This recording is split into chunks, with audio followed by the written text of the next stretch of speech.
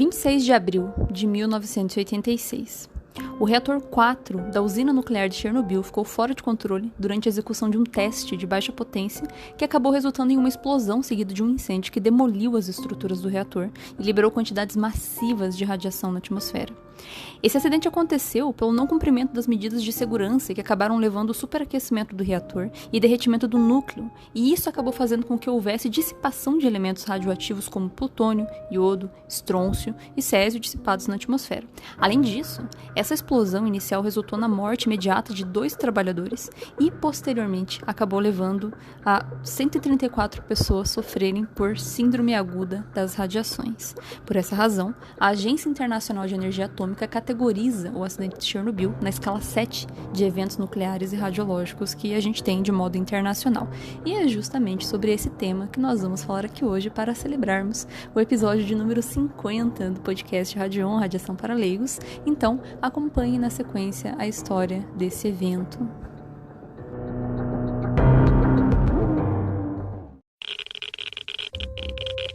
Radiation detected. Red dawn.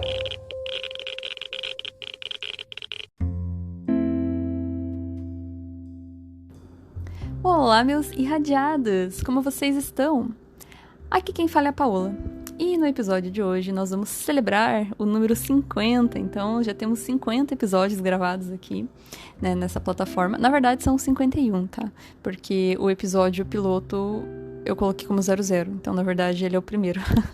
Mas, né, pra gente seguir a lógica de numeração, né, vamos considerar para fins didáticos aí que esse é o episódio 50, e por isso que eu escolhi trazer um tema interessante aí que muitos de vocês me pediram já há tempos para eu abordar, né, que é o episódio de Chernobyl, e também em virtude dos acontecimentos recentes que a gente tem visto aí por causa do conflito que está acontecendo entre a Rússia e a Ucrânia, e até recentemente teve a matéria, né, de que a Rússia acabou tomando posse da usina de Chernobyl, e isso daí levantou alerta, né, para as pessoas, mas eu acho que antes de eu entrar dentro, né, desse mérito aí, é interessante falar, né, do que aconteceu em Chernobyl para contextualizar, não adianta querer entrar, né, num tema sem dar a contextualização.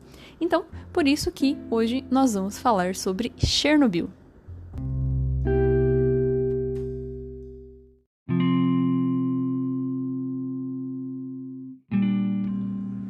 Antes de eu falar sobre o acidente, eu acho que é interessante pontuar aqui um pouquinho sobre como que funciona o reator nuclear.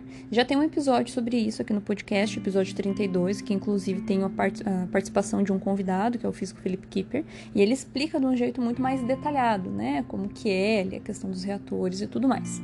Mas, para a gente não precisar recorrer a um episódio inteiro, para vocês acompanharem esse, né, eu vou dar aqui uma pincelada sobre como que é, para a gente entender a história um pouco melhor.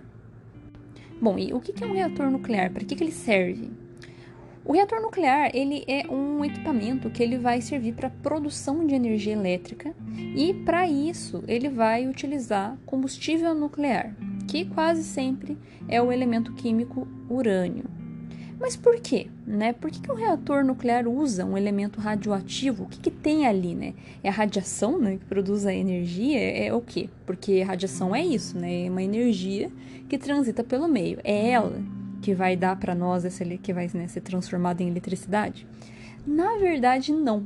Na verdade, não é a radiação em si, mas sim a radioatividade do elemento. Vejam só, né? Primeiramente, a gente tem que lembrar, tá, que radiação e radioatividade são 2 conceitos diferentes. Radioatividade é quando a gente tem um núcleo de um elemento químico que ele é tão grande que ele possui tantos prótons e nêutrons que ele chega a ser instável, porque ele não comporta todas essas partículas no núcleo por causa da força de repulsão que existe entre os prótons. Então, quanto maior o número atômico de um elemento químico, mais instável ele é. E para tentar se reequilibrar, ele vai jogar energia fora por meio de radiação. Então, essa é a diferença entre radioatividade e radiação. A radiação vem da radioatividade. Pode vir de outras origens também, importante pontuar, né? Mas uma dessas origens é a radioatividade, né? Então, a radioatividade emite radiação, mas nem toda radiação vem da radioatividade. Então, primeiramente, vamos ter isso definido, né? Bom, e qual que é a sacada de a gente utilizar urânio, então, para obter essa energia elétrica? É o seguinte, o urânio, ele é um elemento que ele justamente ele é instável. ele tem um núcleo muito grande, por isso que ele é radioativo, né? Ele é muito instável. E elementos instáveis, eles são muito bons para a gente quebrar ao meio.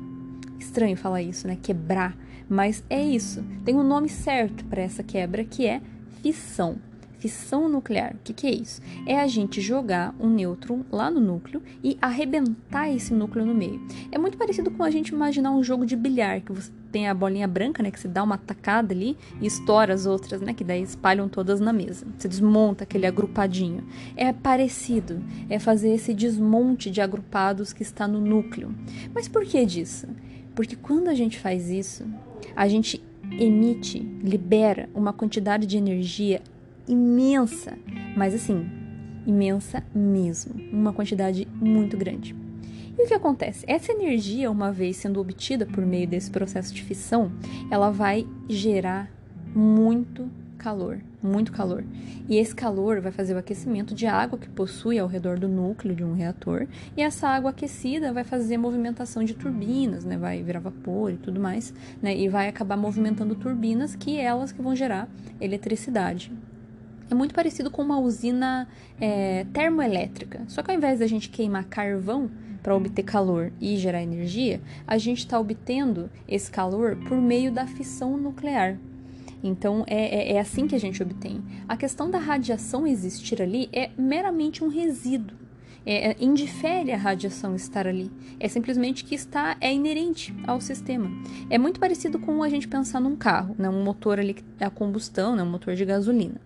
Quando a gente liga o carro, a gente escuta o barulho do motor. Só que o barulho, ele simplesmente está ali porque ele é um resquício. É o que acontece quando a gente tem a movimentação das peças do motor. Mas para nós não faz diferença nenhuma o barulho. O que importa é o que o motor está fazendo. Então, com relação ao combustível nuclear, é isso também. Unicamente a gente gosta, a gente quer obter, a gente quer a instabilidade do núcleo para poder quebrar e fazer a liberação de energia. A radiação estar ali é um resquício, faz parte do processo. Não tem como obter um elemento instável sem que ele não seja radioativo, sempre vai ser, né? Então, é por isso, da questão da radiação ali.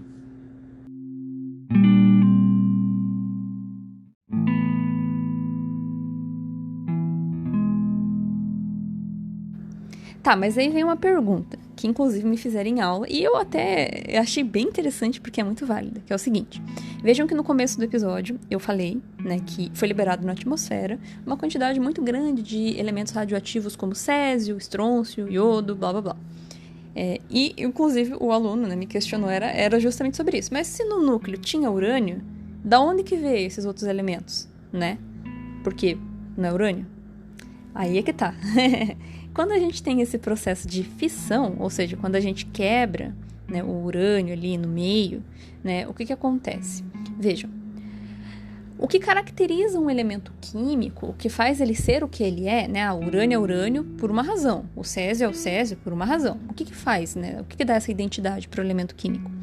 O número atômico, ou seja, quantos prótons estão presentes naquele núcleo. Então, né, digamos, faz de conta, eu não lembro aqui de cabeça, tá, gente? Sei lá, o urânio deve ter uns 90 e alguma coisa.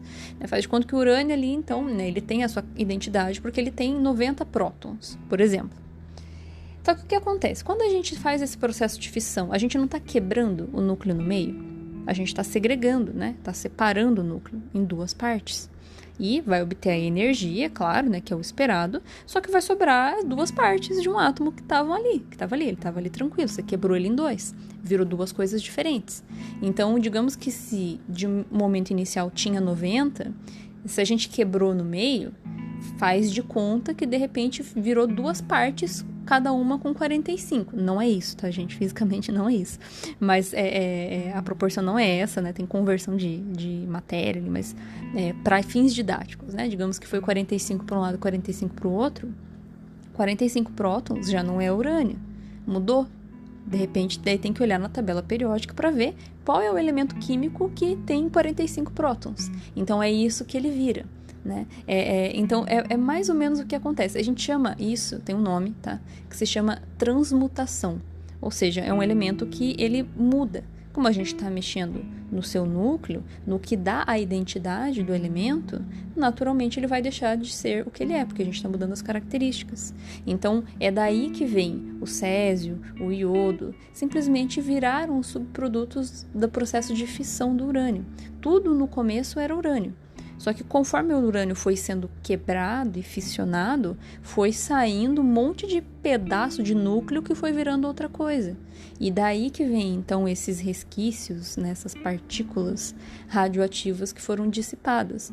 O urânio em si nem é tão problemático assim. Ele é radioativo, claro, mas até se a gente vai ver um processamento de urânio, quando a gente olha, né, na fábrica, tem gente que pega na mão, porque ele em si não é tão radioativo assim, o urânio normal, né? Não o enriquecido. Que também, inclusive, é um tema para um outro episódio. Eu vou explicar para vocês tudo o que é isso aí, mas agora a gente não precisa dessa informação.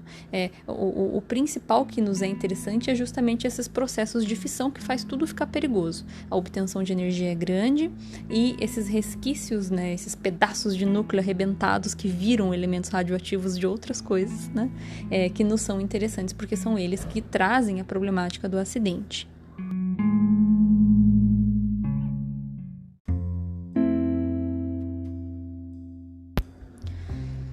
Assim como nós temos muitos modelos de carros disponíveis no mercado, a gente também tem um monte de modelo de reator disponível no mercado, cada um com as suas particularidades. O objetivo é o mesmo, produção de energia. A lógica é a mesma, fissão nuclear. Todos os reatores que nós temos hoje em funcionamento são de fissão. Eu falo isso porque tem um outro modo de produção de energia que é a fusão, mas daí é outro rolê. Isso aí tá fora de cogitação no momento. O ponto é, todos são iguais, assim, tem as mesmas funcionalidades, mas cada um tem a sua característica, o seu modelo de engenharia. No caso do reator de Chernobyl, o reator que tinha disponível lá é um que nós chamamos de RBMK, que é um acrônimo russo, que eu não vou saber falar, né, em russo, mas significa Reator de Canal Pressurizado Refrigerado Água Canalizada. O que isso quer dizer? Já vou falar. O importante de pontuar aqui nesse momento é que Chernobyl tinha 4 desses reatores, 4 reatores iguais, e cada um deles gerava ali, quando estava em pleno funcionamento, cerca de 1000 megawatts de energia, então é realmente uma quantidade bem grande. E esses reatores foram fabricados há cerca de 30 anos antes do evento acontecer em si, pela União Soviética. Na época que aconteceu o acidente, a União Soviética ainda existia, e tinha inclusive outras 3 usinas muito parecidas com Chernobyl naquela região. E por que eles escolheram esse reator, esse modelo especificamente? O reator RBMK, ele é um tipo de estrutura que é barata e rápida de montar. Então isso era muito bom, porque isso alavancava o programa nuclear soviético da época. E além disso, um dos subprodutos da fissão nuclear do urânio, que é usado ali dentro do reator como combustível, é o plutônio. Então, né, quando você quebra ali o urânio, você acaba obtendo como resquício esse plutônio que é utilizado para ser combustível de bomba atômica. Então, isso também era muito bom para os interesses da União Soviética da época, porque ajudava nessa corrida armamentista nuclear. Então, desenvolvia, né, era 2 coelhos com uma cajadada só. Então, por isso que eles gostavam desse tipo de reator. Mas o problema é que ele tinha ali umas particularidades que faziam ele ser considerado um reator não muito seguro.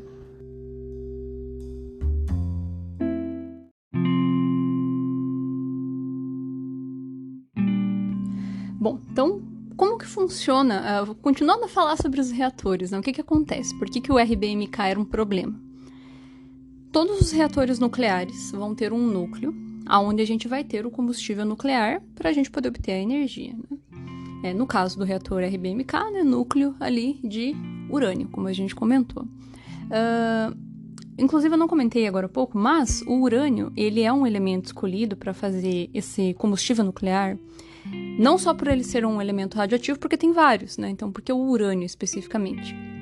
O urânio, ele tem uma característica de que quando a gente quebra ele para fazer esse processo de fissão nuclear, para obter energia, essa quebra faz com que ele libere mais nêutrons, além da energia que a gente deseja.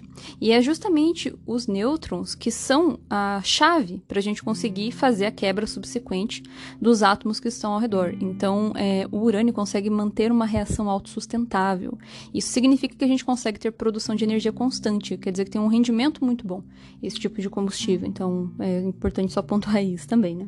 Bom, então, o que acontece? Dentro do núcleo do reator, a gente vai ter o urânio disposto num formato de vareta. É como se fossem pilhazinhas, essas que a gente tem em casa, né? Empilhadas dentro de um tubo. Como se fosse isso, a grosso modo, claro. Então, a gente tem ali várias varetinhas dessas com o elemento combustível. A gente tem muito urânio ali dentro. E ele vai ficar ali dentro, né? Pronto para sofrer esse processo aí de quebra, né? E produzir a energia que a gente precisa. Só que o urânio ele não fica ali sozinho. No núcleo do reator, a gente tem água. Ele está imerso em água. E por que disso?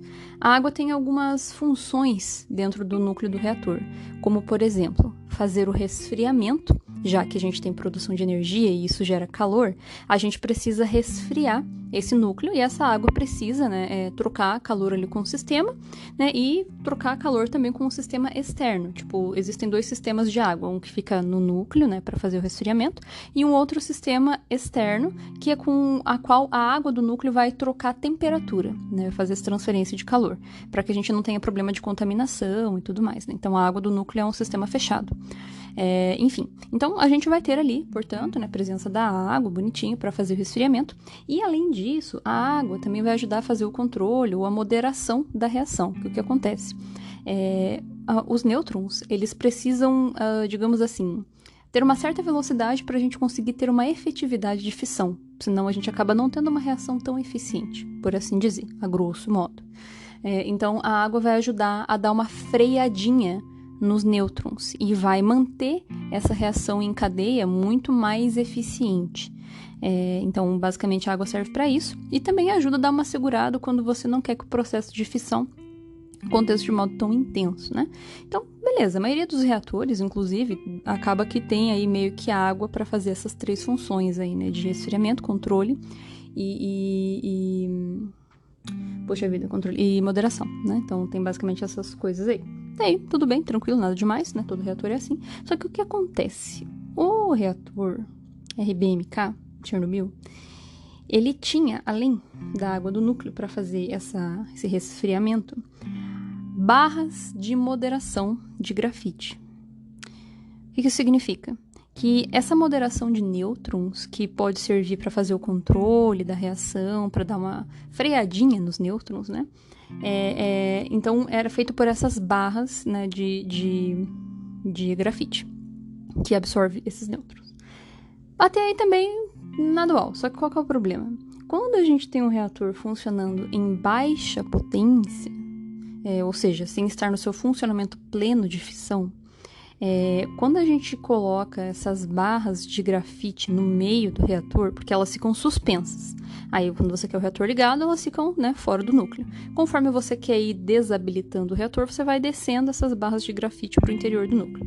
Beleza. Só que o que acontece, né? Quando a gente tem aí, então, a inserção dessas barras de grafite para você desligar o núcleo, ele vai reduzindo a sua atividade, o que acontece? Significa que o grafite está absorvendo todos os nêutrons e está freando esses nêutrons. Só que o problema disso é que acaba tendo um efeito meio contrário. Tipo, ao invés de você desligar o negócio, você tá mantendo ele mais ativo ainda, porque você tá desacelerando os nêutrons e você tá fazendo com que a reação aconteça de um modo muito mais intenso do que o contrário. E outro problema, no espaço onde você tem inserido as barras de grafite, você não vai ter água. O resfriamento do reator é feito por água. Então, isso é o que se chama de coeficiente de vazio positivo. Então, nessas regiões onde tem o grafite, veja o problema. Você não tem a água, então vai ter menos circulação de água naquela região, o calor vai aumentar. Você tem um aumento na reatividade da fissão, produz ainda mais calor e não é dissipado adequadamente. E outra, a água acaba ficando tão quente que ela vira vapor. E isso também faz parte desse coeficiente de vazio positivo, porque o vapor não refrigera o reator tanto quanto a água líquida. Entendem? Tipo, cara, é muito bizarro. Então, com funcionamento normal, beleza, isso não é um problema. Só que em funcionamento em baixa potência, isso aí, para dar uma cagada, é 2 palitos. Tanto que, né, aconteceu o que aconteceu justamente por essa característica desse tipo de reator. Esse tipo de coisa, naturalmente, já é previsto, né? Os grupos de engenharia que fazem essas estruturações de reator sabem disso. E por isso que existem uma série de situações e limites de controle para que isso não venha acontecer. Mas é que aí que tá o problema, né?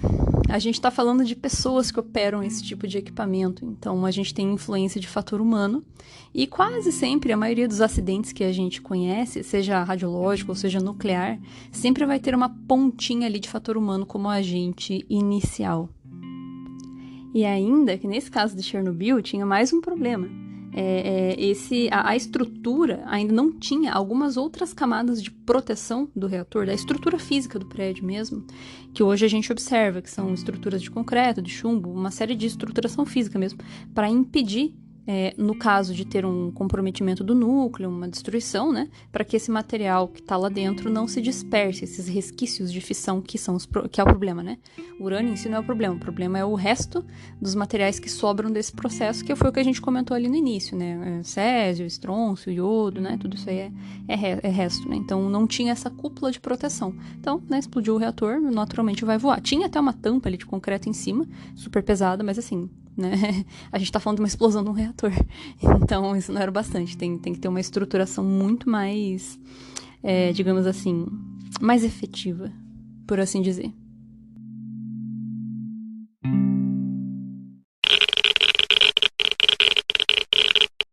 Pequena correção. O grafite, ele é um moderador e ele já fica no interior do reator naturalmente. O que faz o controle, as hastes que descem e sobem dentro do reator, são hastes que são feitas de outro material, que é o boro. Só pra gente fazer esse pequeno ajuste de definição de como funciona. Eu escutei aqui de novo e eu precisava corrigir. Mas o resto segue o mesmo baile. Dá pra gente entender o que acontece.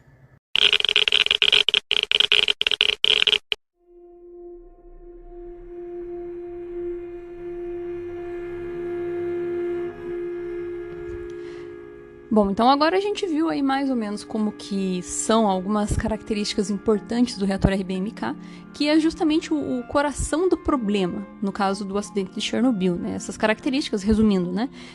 A problemática do reator operar em baixa potência, né? Porque é meio paradoxal a gente ter um sistema de controle que, na verdade, aumenta o processo de fissão e acaba sendo um problema de controlar depois, né? Então, esse aí que é o X da questão. Mas o que aconteceu em Chernobyl, afinal de contas, né? Tem relação com isso, naturalmente, né? Foi o seguinte. Então, no dia 25 de abril de 1986, tinha um teste para ser executado ali no reator, que foi marcado para tentar descobrir como que o reator opera em situação de emergência, que é justamente onde ele estaria com essas características de baixa potência. Eles escolheram esse dia porque, teoricamente, era um dia que coincidiria com o reator estar desligado para conseguir executar esse teste, né? E o que acontece? Veja bem, o reator precisa da água para poder fazer o resfriamento ali do seu núcleo, como eu comentei com vocês agora há pouco. Aí, no caso de Chernobyl, é 28 mil litros de água. Então, é água pra caramba. Beleza. E essa água era lançada no núcleo do reator por meio de um sistema interno que era feito por umas bombas que eram alimentadas pela eletricidade produzida do próprio reator. Então, tipo, já vejam que daí aí a gente tem um problema, né? Porque se o reator não tá funcionando, ele não vai produzir energia elétrica. Então, como é que essas bombas de água, de resfriamento vão, né, mandar água para dentro? Se ele tá desligado, beleza, não tem fissão, não tem aquecimento. Mas se ele tá em baixa potência, ele tá produzindo uma quantidade de energia baixa, às vezes menor do que o necessário para ligar a bomba, né? E ele vai precisar de água para refrigerar. Mas se a bomba não consegue jogar água o suficiente para refrigerar na proporção que o reator precisa, a gente tem superaquecimento, aumento de pressão, coeficiente de vazio positivo, né? Então, começa a ter umas complicações aí. Mas tá, era justamente esse o ponto do rolê, né? Então, vê aí como é que funcionava. Caso desse ruim, obviamente, né, tinha um sistema ali de alternativo para conseguir fornecer a eletricidade necessária para essas bombas, beleza? Que era um geradorzinho ali e tal, beleza? Só que o problema era o quê? Esse gerador, produzindo a energia que o reator precisava, levava cerca de 60 a 80 segundos para dar o pico necessário. Ou seja, o reator ficaria quase 1 minuto sem água circulando. E isso é muito tempo, porque a gente tem que lembrar que esses processos físicos de fissão, qualquer processo físico-químico, eles são muito rápidos, questão de nanosegundos. Então, obviamente que esperar 1 minuto para que isso aconteça é um tempo muito absurdo. O reator naturalmente entraria em colapso. E isso não poderia acontecer. Então eles testar para ver se eles conseguiriam acoplar, né, a turbina junto da turbina ali do próprio reator, porque teoricamente, mesmo o reator não estando no seu processo de fissão completo, né, total e funcional, né, abaixo do esperado, a turbina que produz a energia continuaria girando pelo menos por 45 segundos, o que é mais rápido do que 1 minuto, né? Então seria mais adequado. Então era isso que eles queriam descobrir, se funcionaria esse tipo de coisa. Então, na teoria, parecia fazer sentido, mas na prática não tinha sido executado, eles precisavam rodar esse teste. Então, beleza, chegou no dia 25, começaram a reduzir a potência de operação, reduzir, até 30% da capacidade de produção de energia do reator. Então, já era uma quantidade baixa. Só que o problema é o quê? Por alguma razão, pediram para que restabelecessem a potência do reator, porque tinha uma demanda muito grande de consumo de energia naquela região, naquele dia. Era isso. Não dava para testar naquele momento. Então, beleza, né? Reativaram o reator, subiram a potência de operação, top. Só que daí o que acontece, né?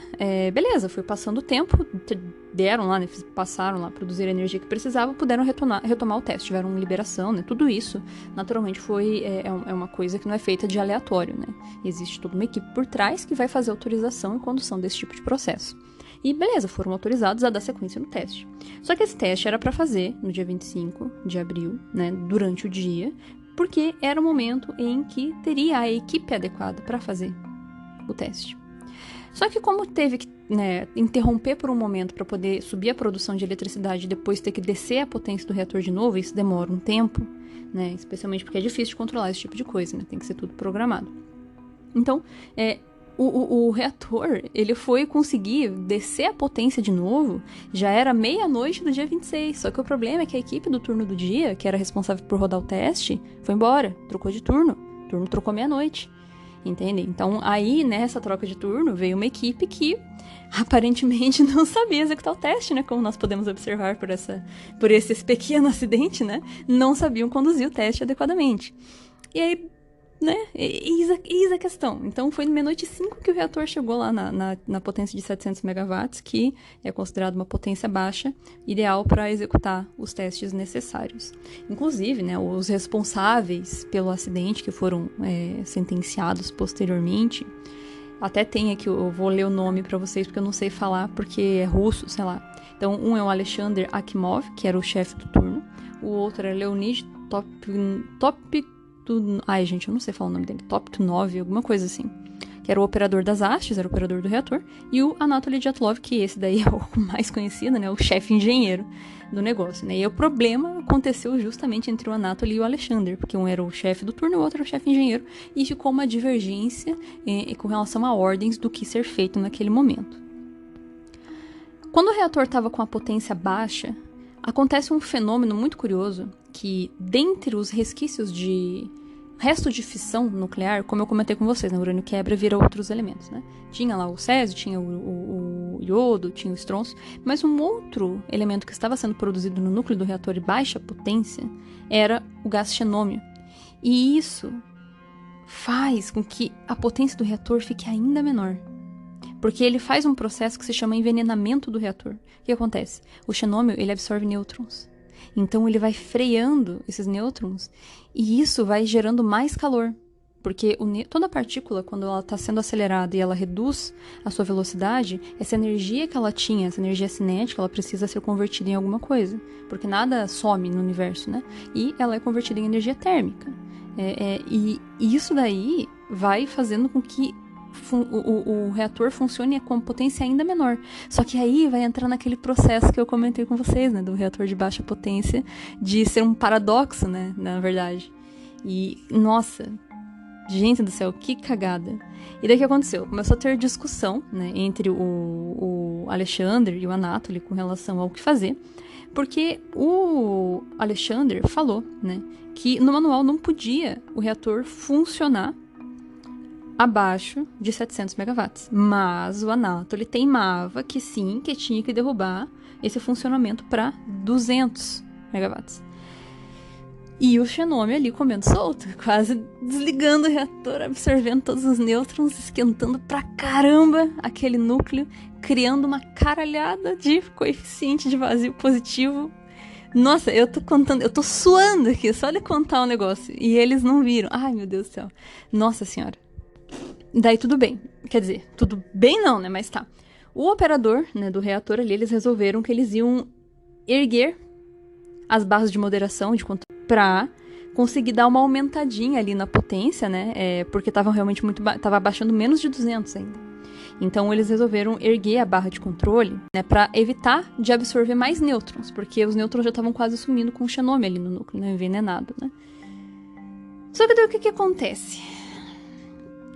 Com pouca energia, justamente aconteceu aquele negócio que eles estavam tentando testar, né? As bombas que jogam a água pro núcleo do reator não estavam conseguindo bombear a água adequadamente.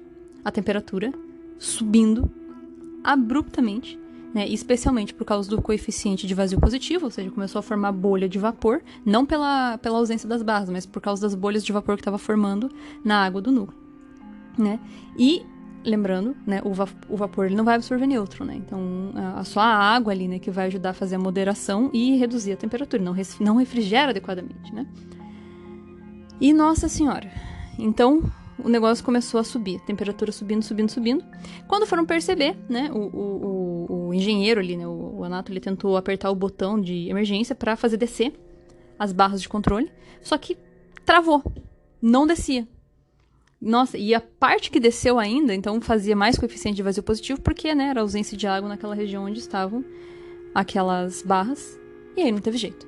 Um descontrole total. Simplesmente aconteceu uma explosão por causa da pressão. A pressão fez isso. Veja, não seria bem como se fosse uma bomba, né? Porque a bomba nuclear é só você pegar ou fissionar tudo de uma vez e que vai explodir. Nesse caso, não foi nem pelo processo da fissão em si, mas por causa do aquecimento gerado por tanto freamento de nêutron e, claro, também pelo processo de fissão, porque, né, gera calor isso de qualquer maneira. E por falta de resfriamento, principalmente. Então deu 1h23 da madrugada, uma explosão absurda, aquela tampa que tampava o reator de 1.000 toneladas voando longe, e o reator completamente exposto no ar. Nossa senhora. Não, e o pior, nossa, daí é eita atrás de eita, sabe? Reator exposto ao ar livre, ambiente, o grafite de dentro do reator, que era usado nas barras de controle, começou a pegar fogo por causa do ar, entra em contato, então começa a pegar fogo. E o problema é que esse fogo, né, e o ar e tudo ali, mais a água e os metais que tinham dentro do reator começavam a gerar hidrogênio. E isso faz explodir mais ainda. Tipo, não teve uma explosão atrás de outra explosão. Aí ferrou, porque daí começou a dissipar todo aquele resquício, aquele resto de fissão do urânio, né? Então o iodo, o estrôncio, o césio, explodiu, aquilo foi lançado na atmosfera, a quilômetros de distância. E isso fez com que surgisse uma nuvem radioativa com esses elementos, né, lá em cima, precipitados, né, voando por todo lado. E assim, foi tudo muito rápido também, né? Então teve a explosão, inclusive de imediato quem estava ali perto do reator, né, morreu. Eram 2 pessoas, 2 operadores ali que morreram, por causa da explosão, da detonação. E logo na sequência da explosão, 2 minutos depois, os bombeiros ali da região já foram direcionados para tentar conter e tentar trabalhar naquela região, só que eles não foram informados do que estava se tratando aquela situação. Ninguém falou para os bombeiros que aquilo era uma situação de acidente nuclear. E eles não sabiam, então eles se expuseram. E o pior é que, assim, daí entra as questões, né, de mascarar o que estava acontecendo, né, tanto que o governo ali, né, ninguém... É aquele negócio, nossa, explodiu alguma coisa aí? Não, tá tudo bem, sob controle. Tem certeza? Não explodiu? Não, tá tudo bem.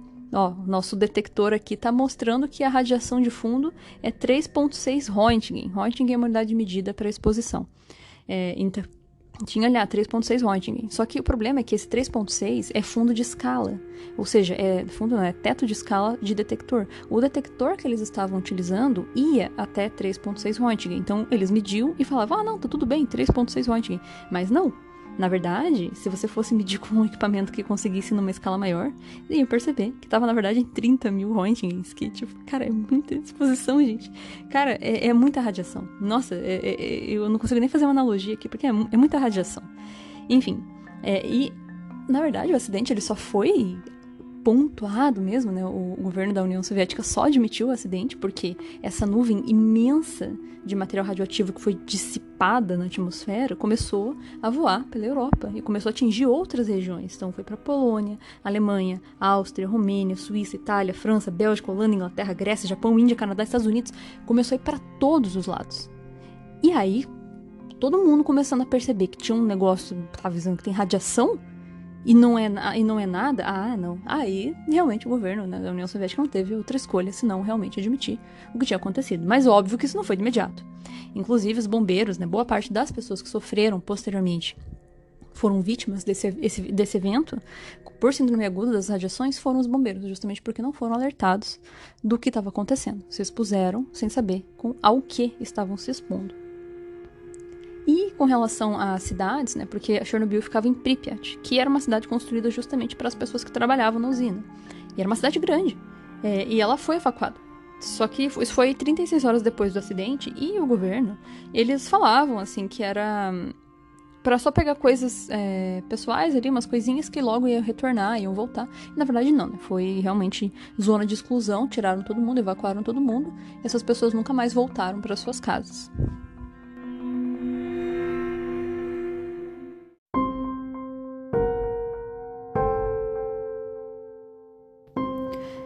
E aí, né, depois que explode um reator, o que você faz? Né? A gente tem que lembrar que nunca aconteceu um acidente como Chernobyl antes. Então, quando a gente pensa em medidas de ação, é tudo muito no improviso, porque você não tem experiência prévia para você definir uma conduta do que você vai fazer para consertar o negócio depois que já zoou todo o barraco, né?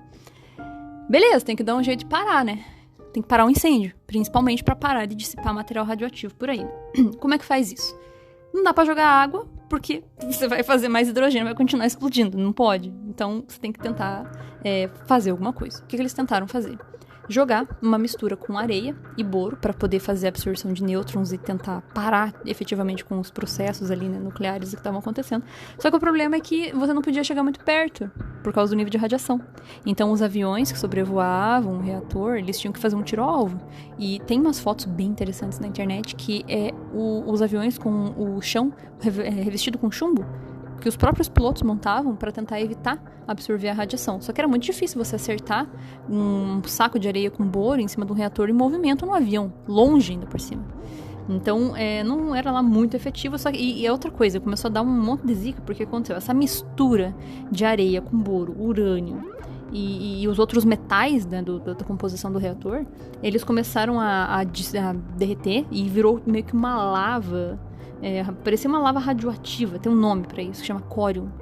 Que se você for procurar na internet vai ser tipo o pé de elefante, né? Daí tipo uma lava assim.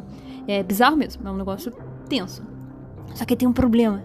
Nossa senhora, isso aí é mais parte de uma história bem interessante. Isso aí inclusive merece um episódio à parte posteriormente, que é o seguinte: embaixo do reator tinha um reservatório de água que fazia parte dos processos de funcionamento, né, da estrutura. E qual que era o medo? Se esse córium encostasse nessa água do reservatório, que estava logo abaixo, cara, isso aí ia explodir de novo. Ia dar uma cagada. Por causa da questão do grafite, né? E hidrogênio e tal, né? Ainda mais com a água ali. Puta, isso aí ia ser tenso. E daí o que eles fizeram? Eles tinham que ter um plano de ação para tirar essa água do reservatório. E aí que entram os voluntários, né? Tem 3 voluntários que eles colocaram a sacrifício para entrar nesse reservatório e liberar a água. E eles conseguiram.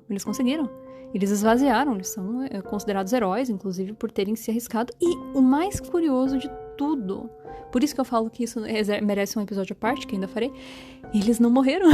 Inclusive, tem 2 que estão vivos ainda, até hoje. Pelo menos até 2019 eles estavam, né? Agora eu já não sei mais. Mas até esses dias aí, os caras estavam aí, não morreram. Ao contrário do que tudo indicava. Que todos pensavam, não morreram.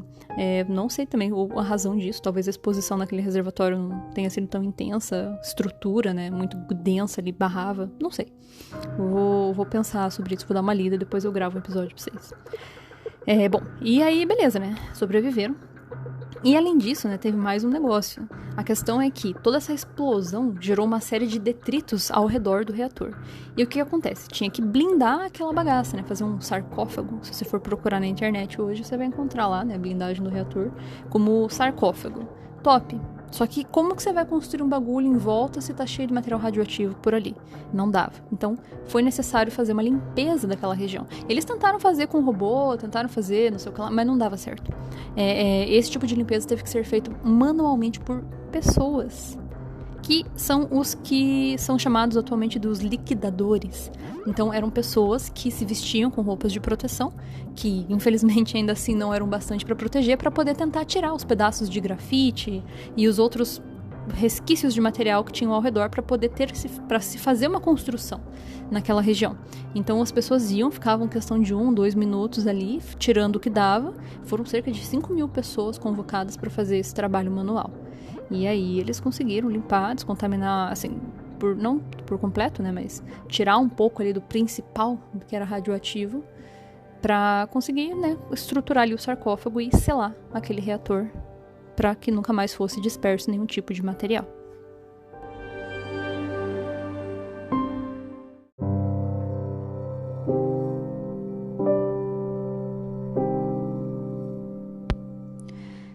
Bom, e aí falando um pouquinho sobre os aspectos clínicos do rolê, né? A parte médica, né? O que aconteceu com essas pessoas? Isso aí que, nossa senhora, se você vai procurar, tem alguns livros que fazem tratados médicos a respeito de exposições à radiação. Inclusive, um desses livros eu uso muito, que é Medical Response... Não sei, eu nem sei o nome em inglês, mas é Respostas Médicas a Eventos Radiológicos Nucleares. Inclusive, a minha referência atual para falar sobre essa questão de aspectos é esse livro. Tem umas imagens lá que você olha e você fica, caraca, como que pode? Então, como que foi feito, né? Apesar da cidade de Pripyat ser a cidade, né, dos moradores que trabalhavam na usina, não tinha uma estrutura lá muito adequada para conseguir atender esse tipo de emergência. Mas, beleza, fizeram o que deram, né? E de início, o que acontecia? Não tinha como você estimar a dose daquelas pessoas de imediato. Especialmente porque os detectores, como eu comentei, né? 3.6 Röntgen é merda nenhuma, não representa bosta nenhuma. Não tinha como precisar. Então, como que eles faziam para saber? Sintoma clínico. Então, eles fizeram ali, né, uma análise para conseguir segregar as pessoas que foram expostas. E a problemática é que a radiação emitida por esse tipo de exposição era uma radiação desgraçada. E radiação gama, que ela não é tão ionizante, mas ela é extremamente penetrante, lesiva, energética. E radiação beta, essa daí na superfície de pele, internamente, então... Nossa senhora, ionizante pra caramba. Nossa, machuca tudo, machuca muito. Não é tão penetrante, mas onde encosta machuca bastante. E o problema é justamente isso, né? São extremamente letais mesmo que você tenha ali uma intervenção. Então, eles vinham ali com base na sintomatologia das pessoas, com base no que a gente já tem de conhecimento prévio sobre efeitos radiológicos, né? Inclusive, muito do que nós sabemos hoje sobre efeitos radiológicos, né? Efeitos radioinduzidos da radiação, é também em virtude de banco de dados de vítimas desse acidente, por exemplo. Muito do que a gente tem de conduta médica para vítimas de acidentes acontecem hoje, né? O que nós temos vem muito do que foi aplicado em Chernobyl. Aqui no acidente de Goiânia também, tem bastante coisa aí que foi testado ali naquele evento e que ainda hoje é colocado como prática de conduta.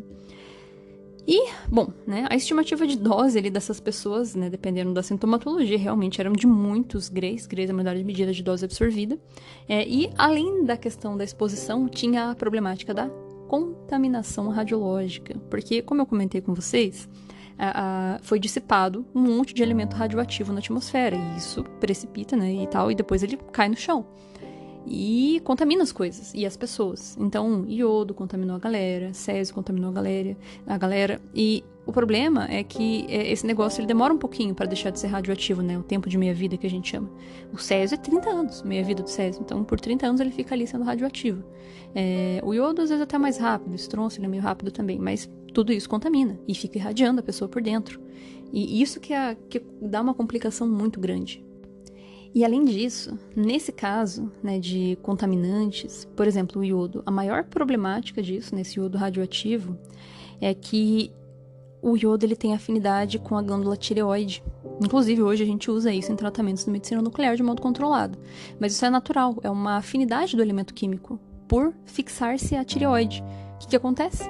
Câncer de tireoide. Câncer de tireoide. A questão do césio, contaminação por inalação, partícula suspensa no ar, pneumonite. Então, dá uma inflamação dos pulmões ali muito horrível, das mucosas, completamente trato gastrointestinal e trato respiratório. Nossa, dá uma inflamação péssima. Além do que, é claro, na exposição de corpo inteiro, redução de glóbulos brancos, imunidade vai no chinelo. E assim, claro, né, para que os efeitos aconteçam, a gente sabe que existe um limiar de dose para eles aparecerem quando a gente está falando de efeitos determinísticos. Recomendo fortemente que quem está ouvindo aqui escute o episódio 3 sobre por que a radiação faz mal. Lá eu explico bem detalhado. Mas a gente tem que lembrar, aqui só resumindo, né, efeitos para altas doses, efeitos para baixas doses. Efeitos para altas doses são os que nós chamamos de determinísticos, acontecem quando a gente tem muita radiação e quando ela passa de um certo limiar de dose. Então foi justamente com base nesse princípio que eles estimavam as doses que as pessoas recebiam. Então, eles viam o que a pessoa apresentava de sintoma e sabiam, para aparecer isso tem que chegar em tanto. Então, com certeza a dose da pessoa é disso para mais. E assim foram analisando, né? Não tinha naquele momento como fazer uma dosimetria biológica, fazer análise cromossômica, citogenética, blá, blá, blá, blá, blá. Não dá para fazer isso, não tinha tempo. Tinha que se ter uma ação rápida, né? E assim, pelos efeitos que eles observavam, né, eles começaram a atender as pessoas cerca de 4 horas depois do evento ali da exposição, e eles identificaram pelo menos 237 vítimas severas. E dessas, né, severas, entendam pessoas que realmente estavam passando mal pra caramba. Tipo, tô passando mal, tô morrendo, vou morrer. E realmente. E nesse caso, das 237, 134 pessoas desenvolveram a síndrome aguda das radiações. 134... Gente, a gente tem que lembrar... Eu já falei aqui naquele episódio sobre acidentes radiológicos. Eventos radiológicos, no geral, no mundo, a gente tem em torno de 600, mais ou menos, eventos. Não lembro se era 600 ou 6 mil. 6 mil eventos, eu acho. Agora eu não lembro também. Não faz diferença nenhuma, porque eu quero falar aqui agora. O que eu quero falar é o seguinte... A gente tem uma quantidade muito diminuta de pessoas que desenvolveram síndrome aguda das radiações. Não é uma coisa usual. Isso acontece em acidentes. Em Chernobyl foram 134. De todos os casos de SAR, que é síndrome aguda, que nós temos registrados, segundo a Agência Internacional de Energia Atômica, representa 45% de todos os casos. Quase metade foi de Chernobyl. O resto são de acidentes e eventos outros, né? Porque normalmente quando morre de síndrome aguda, pelo que eu estudo, né, dos acidentes, pelo que eu vejo, no máximo, chutando alto, assim, 10 pessoas. Mas esse de Chernobyl foi realmente estratosférico. 134 pessoas com síndrome aguda das radiações. Novamente, no episódio 3 eu explico bem certinho do que se trata, mas é uma condição letal. Quando você tem uma exposição de corpo inteiro, uma quantidade grande de radiação, a gente começa a ter, né, síndrome e subsíndrome, destruição do sistema imunológico, sistema sanguíneo, destruição do trato gastrointestinal, além de todos os outros efeitos teciduais que essas exposições causavam. Então, problema de pele, né, necrose, catarata, os olhos, enfim, só desgraça, né? Muitas pessoas estavam com muitas queimaduras, né? E, por causa da radiação beta, ela é muito ionizante, na superfície de pele queima, machuca, né, queimadura radioinduzida, que a gente chama de eritema. E, naturalmente, as pessoas começaram a ir morrendo. Essas pessoas que têm síndrome aguda não tem como reverter. Teve uma ou outra ali que não tinha, porque eles categorizaram de acordo com os níveis, né? Então, teve uma ou outra que desenvolveu síndrome aguda, porque a partir de um grau você já desenvolve, mas se você consegue ter uma intervenção ali, contar com um pouco de sorte do sistema da pessoa ser resistente, você consegue ali, nos 4, 6 graus, dá pra tentar reverter, com transfusão de medula e tudo mais. Nossa, e daí isso aí, eu lendo aquele livro me dava uma aflição, porque você meio que virou um circo de experimento, porque como você não sabia como conduzir exatamente, né, o que fazer, eles iam testando técnicas e abordagens para ver o que dava certo. Morreu? Ia morrer mesmo. É estranho falar isso, não tá escrito isso no livro, mas assim, é a percepção que eu tenho quando eu leio sobre o relato de como que foi conduzido esses testes, né, e tudo mais. E assim, as pessoas foram morrendo em tempos muito distintos. Teve uma ou outra pessoa que conseguiu sobreviver em uns 90 dias. Inclusive me lembra o caso do Hisashi Oshi que eu falei aqui pra vocês, né, que é lá do acidente de Tokaimura. é muito parecido, assim, dessa questão de prolongamento, e muitas pessoas acabavam morrendo ali, né, por causa da síndrome em si, por causa de infecção, por causa de problema no pulmão, pele, né, enfim, muita coisa horrível. Mas, né, a gente tem agora, atualmente, um banco de dados efetivo sobre condutas em virtude disso, né. E essas pessoas, né, as que sobreviveram, seja as da síndrome mesmo, né, outras vítimas que, como eu falei, eram 237, né, dessas eram só 134 com SAR, síndrome aguda. Mas tinham outras vítimas que também tinham seu estágio de agravamento por lesão tecidual. E eles viram ali, né, então acompanhando 5 anos posteriormente à exposição, cerca de algumas pessoas ali desenvolvendo cataratas nos olhos, algumas doenças oncológicas, né, o câncer, por causa da contaminação. E infertilidade foi só meio que de momento e depois voltou ao normal, até a questão de filhos. Isso segundo a agência, tá, gente? Segundo a Agência Internacional de Energia Atômica. Aí eu não sei se existe outra fonte que seja confiável sem ser agência. Mas normalmente quando eu vou buscar uma informação para saber se é fidedigna, eu procuro lá. E assim, então, com relação a crianças nascerem deformadas, que a gente procura na internet, eu mesma já vi várias vezes, né, acabei até usando em momentos indevidos, pelo visto, imagens de crianças com deformidades e falar, os filhos de Chernobyl. Na verdade, não.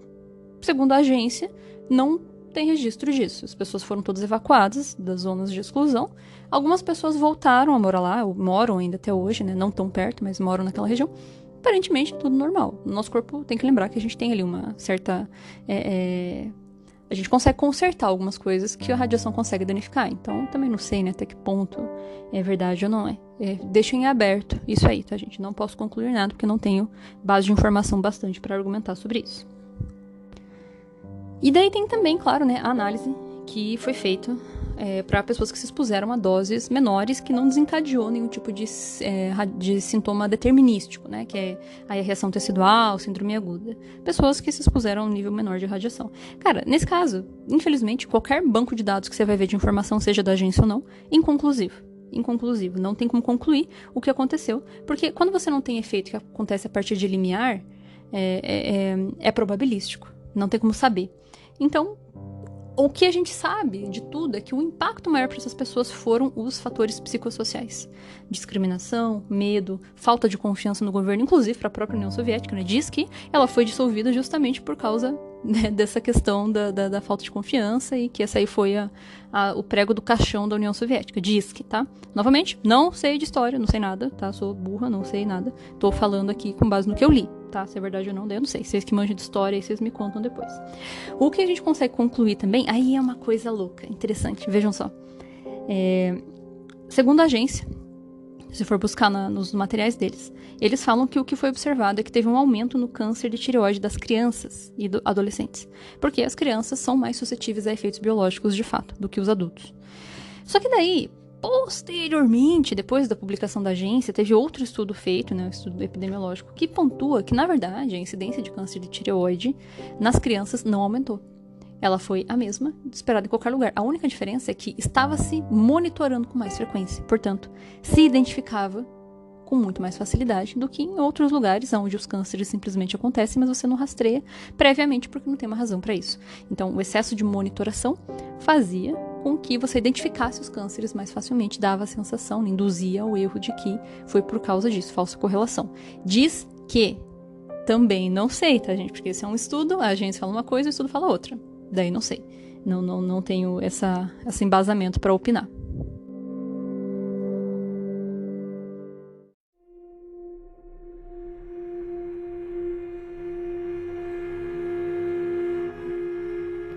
Bom, e aí, né? Vem aquela questão que já perguntaram para a agência, e tem o posicionamento da Agência Internacional de Energia Atômica, que é o seguinte: beleza, aconteceu tudo o que aconteceu, tal, né? Inclusive até Chernobyl passou por um processo de descomissionamento, mas me parece que ela ainda funciona e produz uma certa quantidade de energia. Não o reator 4, claro, mas lembrando que lá tinham outros 3 reatores funcionando. Então, se só explodiu um, por que não usar os outros 3? Ué. Mas diz que, se você for pesquisar na internet, diz que o próprio site da agência fala que estava em processo de descomissionamento e a agência estava acompanhando de perto, blá blá blá, não sei o que lá. Não sei, tá? A agência fala isso, mas se a gente vê nas notícias, por exemplo, nessa questão aí da Rússia invadir a Ucrânia atualmente, né, e tomar posse de Chernobyl, até onde eu sei, esse mecanismo de guerra, em guerra, é feito para que você controle os meios de produção de energia do outro país, para que fique vulnerável. Então, se isso aconteceu, eu acho que é porque ainda funciona. Mas eu também nesse momento aqui, ó, eu estou jogando as informações pra vocês, tá? Eu não estou concluindo nada, não estou afirmando nada, porque eu não sei. Tô contando a história, tá? Os restos dos processos aí que estão acontecendo a gente vai discutir em outro episódio. Mas a pergunta pra agência é o seguinte, né? Tá, beleza, funciona o rolê lá. Pode acontecer de novo outro Chernobyl? Segundo a agência, diz que não, porque depois que Chernobyl aconteceu, naturalmente foi feito toda uma reinvestigação em todas as usinas nucleares, em todos os modelos de reatores, as lições foram aprendidas e foram tomadas novas alternativas de abordagem para conseguir tornar essas usinas mais seguras, seja com o reator RBMK, que ainda existe, ainda funciona, ou seja com qualquer outro modelo de reator. Tá? Inclusive aqui no Brasil nós temos, mas o nosso não é desse tipo, o nosso é PWR, né? Pressurized Water Reactor, reator por água pressurizada, é outro esquema de funcionamento. Não vai acontecer um Chernobyl com os reatores aqui do Brasil, só pra constar. Não é pra acontecer. Se acontecer é porque assim, o brasileiro é muito bom, né, em fazer coisa que não é pra fazer, né? Dado que a gente viu no acidente de Goiânia, então não duvido, mas assim, teoricamente, né, dado a questão da engenharia do reator, não é pra acontecer isso, teoricamente. Mas não sei, né? Mas, pontuando e fechando o raciocínio, segundo a agência, não é para acontecer um Chernobyl novamente. Estamos seguros com relação a isso, segundo o órgão que estabelece os critérios de controle e segurança.